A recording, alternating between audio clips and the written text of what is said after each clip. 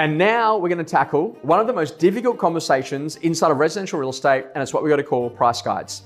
If I go to Queensland, it is illegal for me to talk about price guides on a property when it's going to auction.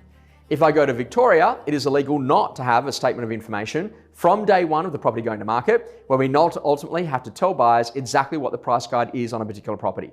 And in New South Wales, I have the opportunity to be able to select a price guide, so a fixed dollar amount, no guide at all, or a range within 10%. So regardless of the rules and regulations of your state, your territory, or your country, because we work in lots of different places, we need to talk about what a price guide is and why it's actually a really important part of a sales campaign.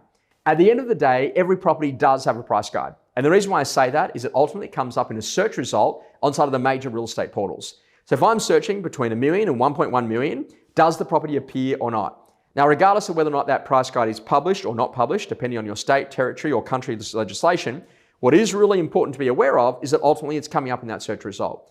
And if a consumer asks you, hey, what are the recent sales that have actually happened in that area, then you're going to reference those recent sales. We've seen the property at Jones Street, we've seen the property at Smith Street.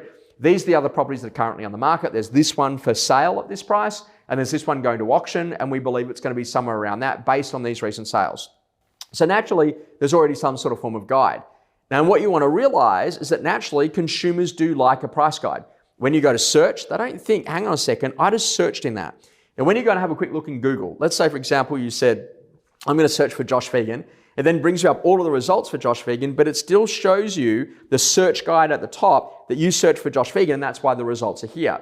So what would actually happen if the major real estate websites did that as well? You search for properties between 1 and 1.1 million, and here are the results. And so naturally, when it becomes really clear, you actually realize there actually is a search guide, better known as a price guide, on every property you take to market.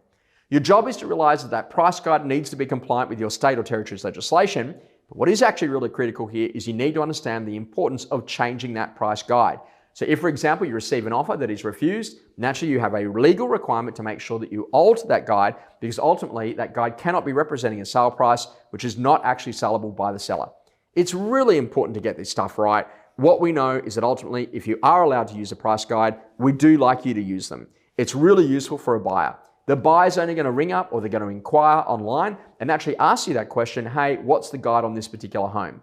When I see a property that doesn't have a price guide, I think, maybe the sellers are actually asking for something that is completely unreasonable. It's probably not in my price range, so I'm just going to move on. There are a number of agents who have a belief of no price guide.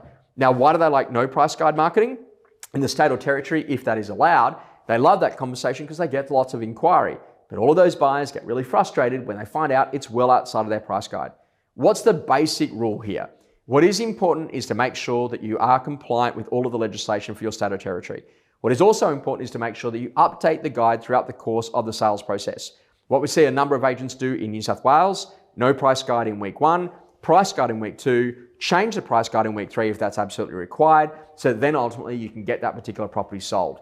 It's a really important thing to get right on the inside of your career and make sure you understand what you can and can't do under your state or territory's legislation. But then most importantly, if you are allowed to use a price guide, our recommendation, absolutely use it, because it actually makes it a much easier decision for buyers to turn up and for sellers to make that decision to use you as a residential real estate agent.